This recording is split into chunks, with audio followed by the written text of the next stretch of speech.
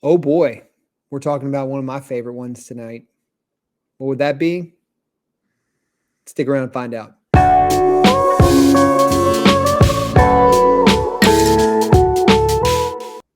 Oh, bummer. Garrett, just let me know. You guys clicked on the title, of course. You know what we're talking about. E.H. Taylor. But which one? Single barrel. Why not? Because it's by far the best one I've had. How about you, Garrett? I've only had two. I've never had the barrel proof or the rye. I'm hoping to get a barrel proof this season. The rye, Yeah. if it happens, it happens. Obviously, I'm nowhere close to wanting to pay secondary for that at all. Yeah. But I will get started with like again, not a single episode goes without John. John was a gentleman and a scholar. Happened to come across some bottles last year or almost a year ago, in Last which year. you got me hooked, John. I'd never had H. Taylor single barrel before, and you sent it to us, and I don't think we actually opened it in that episode. It was like a blind reaction, right? Blind reaction. It was great because we got to choose which one we wanted. And I got lucky. I got a little more lucky than Garrett. Garrett got a single barrel, but I got a single barrel store pick. So I got it's a Hagen quality single barrel select. So unfortunately, this review will be slightly different because our bottles are slightly different. And but I love John as well because that got me hooked, and I got a second one sitting up there that I haven't opened yet of a single barrel that I got lucky enough to get myself.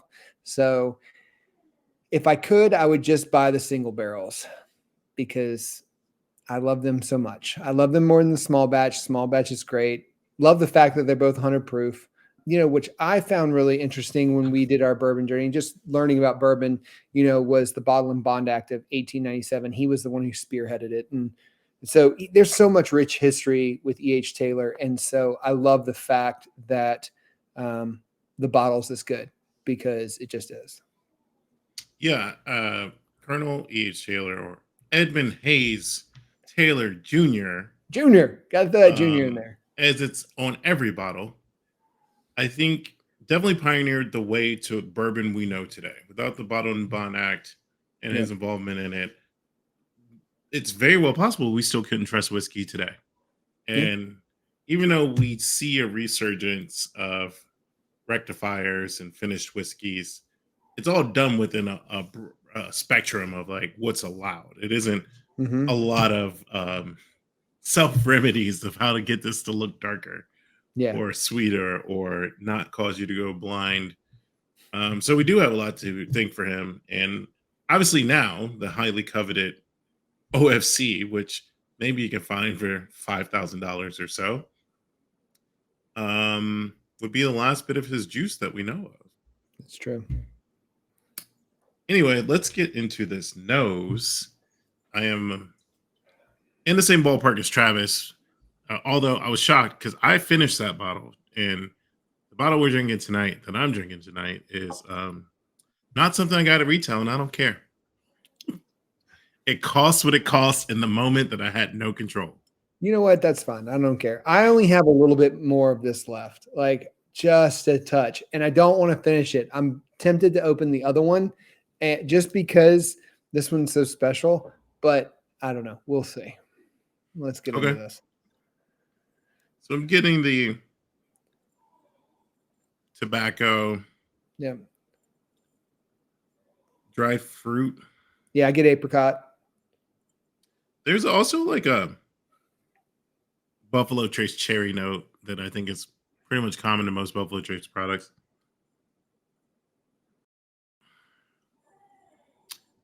Overall sweetness, I'll say, on Yeah. the nose. Let's get into this.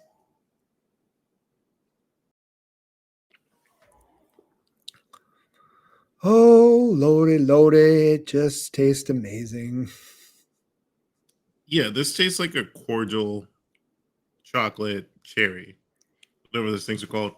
I also Yeah. noticed that or not noticed, but a lot more oak came through on this. And While they're a minimum of 4 years age statement, I don't have a clue as to how old mine is. Yours being a store pick, you might have an indicator. Not sure. Mm-mm. No, but I will say that this is just a flavor bomb. I absolutely love it. I Every time I drink this, it just knocks my socks off. I friggin' love it. And I get why everyone wants a bottle of this and hunts for this. So, Yeah, I would say drinks like apricot, butterscotch comes through.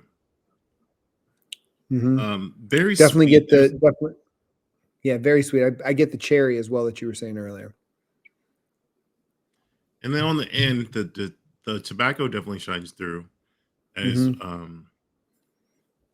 more oak. I, I love the color. Like it's just that perfect. I don't know how to compare, but it's that perfect amber hue mhm. that is just beautiful. I mean it, and it's just as Garrett would say, it's got a leg for days. I think you officially say that more than I do. No, I don't. I don't know. um, yeah, I mean, there's not much more I could say about this. I think that if you can find it, you're not going to be disappointed. No, Uh, I do drink small batch more than this just because it's the scarcity of it.